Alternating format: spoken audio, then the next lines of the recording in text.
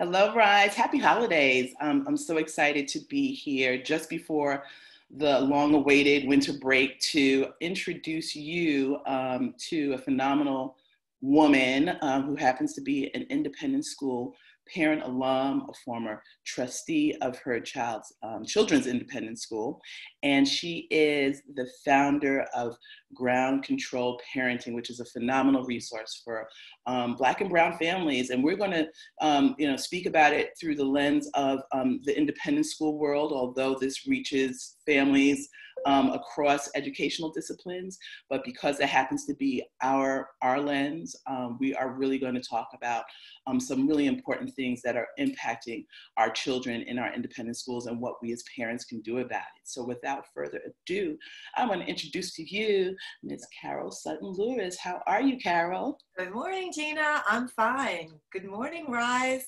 Nice to be here. Thanks so much for joining us. We've been talking about this for a while, getting together and kind of and sharing what it is that we do so that we can spread more love and more opportunities for parent development and for supporting our children as they are on this rigorous and dynamic journey of an independent school world. So I thank you for your lens and what you've brought to us with Ground Control Parenting. So tell us more, who and what is Ground Control Parenting? I love the term. So thanks. So Ground Control Parenting it's a blog. Now it's sort of more on social media. I'd love to think of it as a movement. It's my effort to help parents become better versions of themselves. I've long been concerned about the fact that parenting as a skill set is something that we don't really have the tools to develop. We have children, and if we had great childhoods, we parent the way that we were parented. If we had terrible childhoods, we try to go in the opposite direction, but there's no real guidance. And in today's world, particularly when stuff is coming at us and our children from all angles, it's really important to have some grounding principles, some ways to operate as parents so that no matter what we encounter, we have sort of some core principles. So my goal in doing this, and I should say that I've been at this a long time. My children are 27, 24, and 20. And when they were really little, I was really gripped with the sense of, I need to know more about how to parent. So over these years, I've been collecting resources, and I'm a lawyer by training. So I wanted as much information, what I didn't know. And then as I grew up, I thought I can share this because this is still really good stuff. And it might, knock on wood, it worked for my kids. They seem to be great functioning human beings and adults. And so Ground Control Parenting, and the name, thanks for liking it, the name comes from the concept that we don't want to be helicopter parents. We don't want to hover over our children. We want to be on the ground control crew and on the tarmac. We want to be just making sure those planes are ready to take off. I should also say that the origins of Ground Control Parenting were with my sons. I have two sons, and I really wanted to make sure that as I was raising these young Black boys, that I was doing all that I could for them. And I really focused on boys. And my sons went to an all-boys school, partially because I wanted to make sure that they were surrounded by people that understood how boys work, and so that they could help me understand how boys work.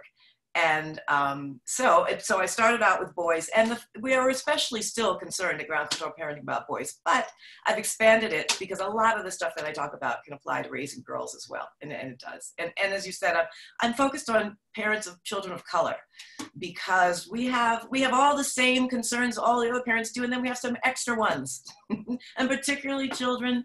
If our children are in independent schools, we have some extra ones, and we should pay attention to them.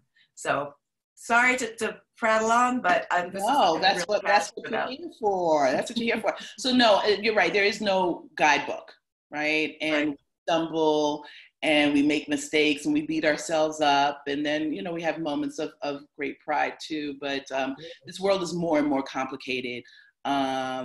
And it's moving faster. There's a lot of information, a lot of ways to get information, a lot of access, a lot less privacy. So why don't you talk a little bit about something that ground control parenting is really concerned about right now? I know you and I have had some opportunities to be with some thought leaders around social media and the internet and the digital space. So talk to us a little bit more about what concerns you the most when you think about what we as parents have to pay attention to when we're not paying attention to it as it relates to our kids and media. Yes, as one of the things that I am most concerned about that continues to evolve almost moment by moment is the world of new technology and the world of social media. So one of the soapbox, one of the topics that I get on my soapbox about a lot is the fact that as parents, we have to understand what is going on in technology now. I mean, so parents can be divided into two groups. There's sort of the ostriches, the sort of like, I know that stuff exists. I didn't grow up with it. It's happening too fast. I don't have the time. Head in the sand.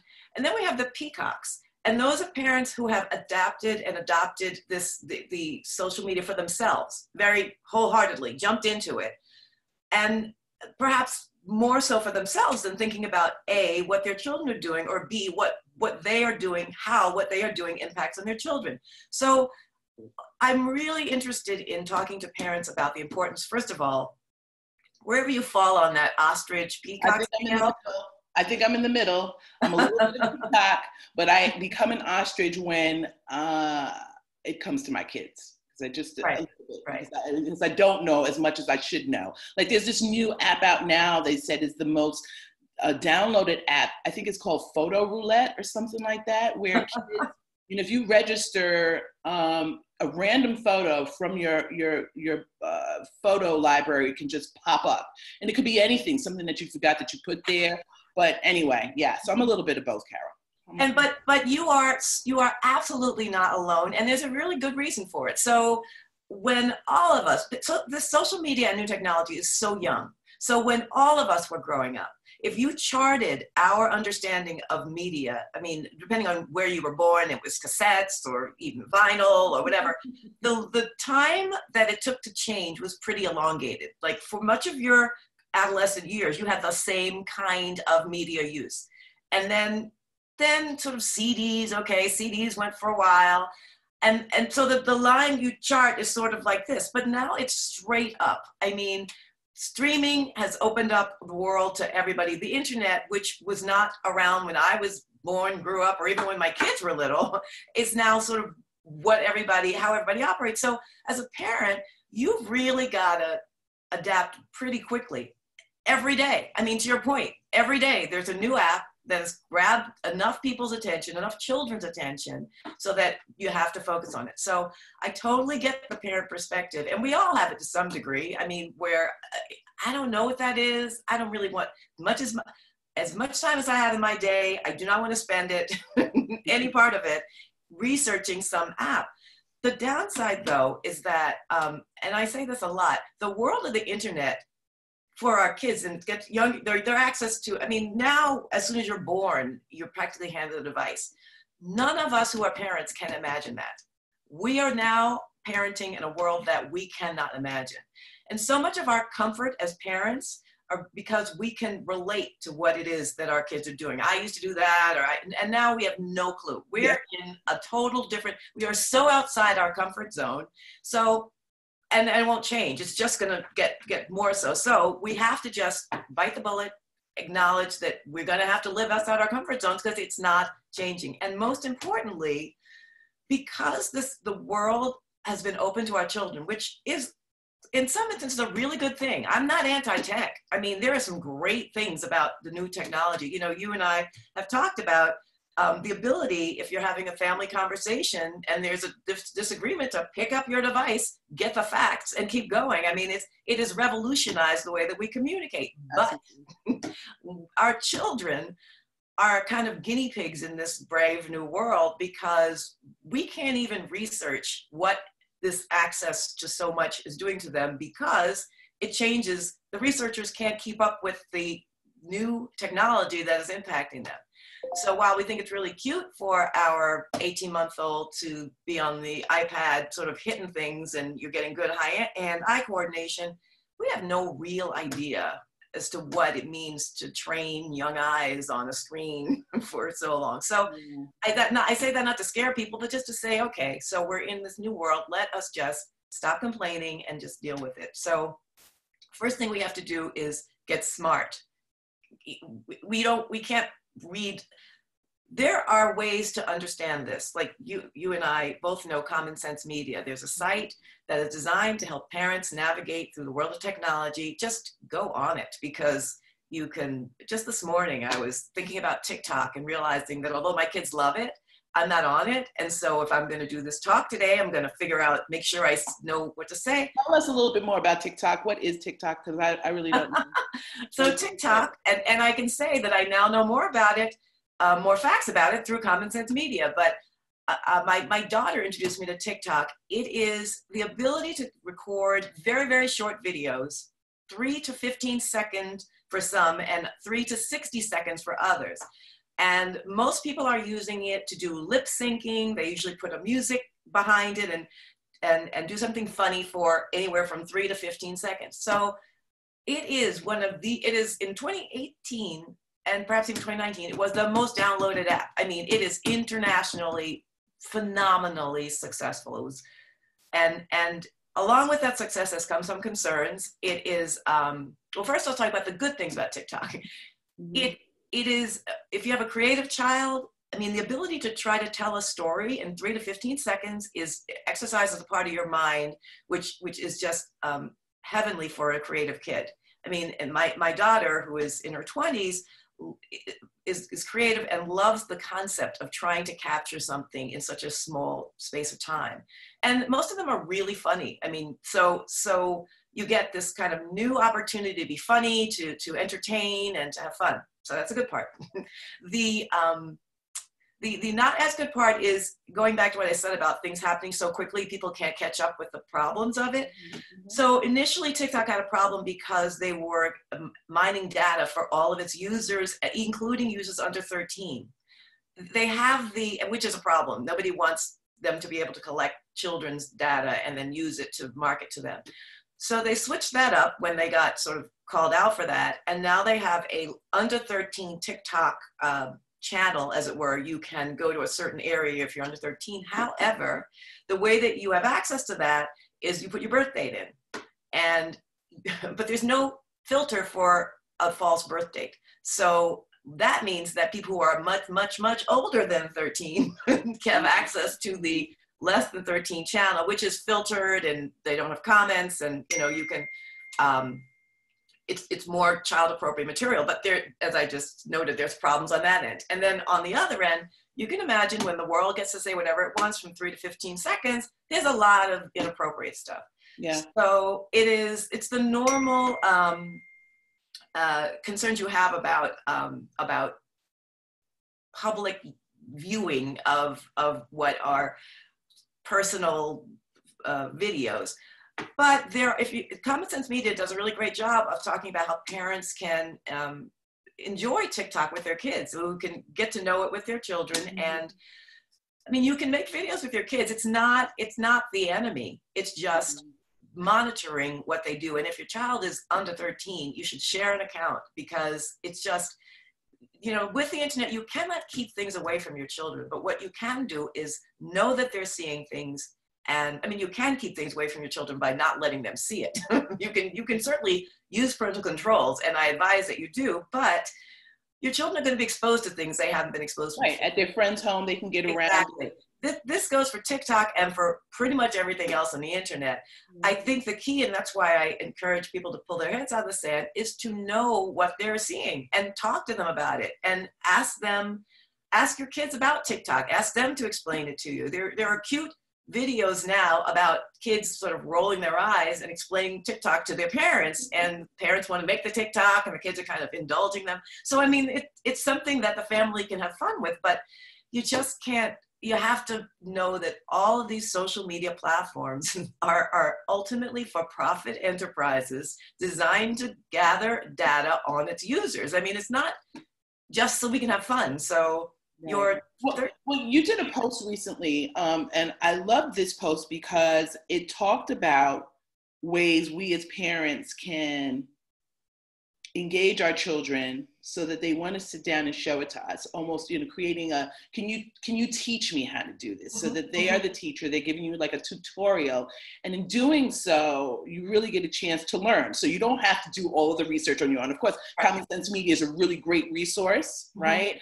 But this gives you time to spend with your children, have them teach you how to work a TikTok, or that photo roulette, or whatever it is that they're using, and have them explain it to you. And then you can actually then see who's coming into their spaces, who's walking into that room, who's entering that 13-year-old domain that really doesn't sound like they're 13 years old. Absolutely, absolutely. And a really important part of that, Gina, that you're right, that it's a great way to bond with your kids. What I would want parents to do, though, is to, if and there's a great possibility that you see something inappropriate when you're looking at it with your child, to try not to have the typical parent reaction of, oh my gosh, you can't see this. Because we have to face facts. They are being exposed to stuff that we don't want them to be exposed to. But just like the family that removes all the candy from the household because they don't want their children to have candy, and when they go somewhere else, all they want is candy. Right. The extent to which we try to shut down the existence of inappropriate things versus have a conversation about why it's inappropriate. Yeah. Now, you probably don't want to have that conversation with your 6-year-old, but with your tween, with your independent school, really sophisticated tween, you can, who knows more than they will ever let you know that they know. You can have the conversation. You can say, this is why, here's why I think this, fill in the inappropriate image is this is what bothers me about that. What do you think? And 8 times out of 10, your child's going to be so mortified that you've seen this with them, they're not going to want to talk about it. But in those 2 times when they're willing to have the discussion, you can actually get to know your child better and feel like have a conversation as being a real conversation is happening. Yeah. So we have this winter break coming up. So some of us will have a little bit more time to spend with our children because they're home from school. And so I think this is a really great opportunity to say, why don't you teach me a little bit about that? But you also talk a lot about the benefits of unstructured play. Oh, absolutely. Right? And I think play really does extend up to the tweens, right? There's the board games. I was just thinking about, okay, what are we going to do after the holiday meal? We're usually engaging in conversations. The parents are here, the kids are there. But, having that opportunity to play a board game together and to sit down, that's kind of unstructured play. So what are you talking about when you say unstructured play? And what are the benefits that you see that exist? You have nailed that. That's exactly, play is so important. We're very busy parents. Raising tweens and teens, it's challenging. I mean, there's no age that's not challenging to some extent, but it's really important not to sacrifice as a parent, your own sense of fun, and trying to understand what your kid's sense of fun is. Because the family that has fun together likes to hang out together.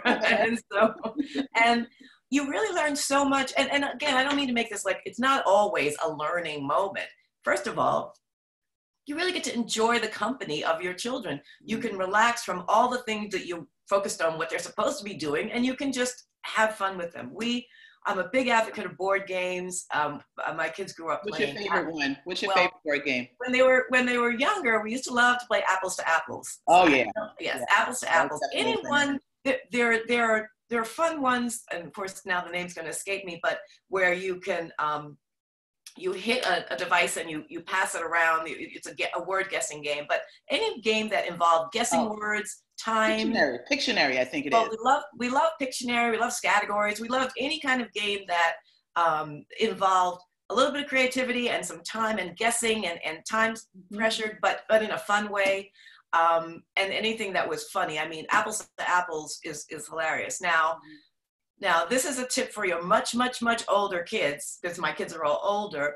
If you have, say, high school juniors and seniors or older kids, you could ask them if they would play Cards Against Humanity with you. I haven't played that yet. I heard it's amazing. It is really inappropriate. It's hilarious, but you don't want to play it with younger. Your kids will not play it with you when you're younger. And even now, the premise of the game is that you there's a circumstance and you have cards that best describe it in your hand, and you put down the card that best describes the circumstance.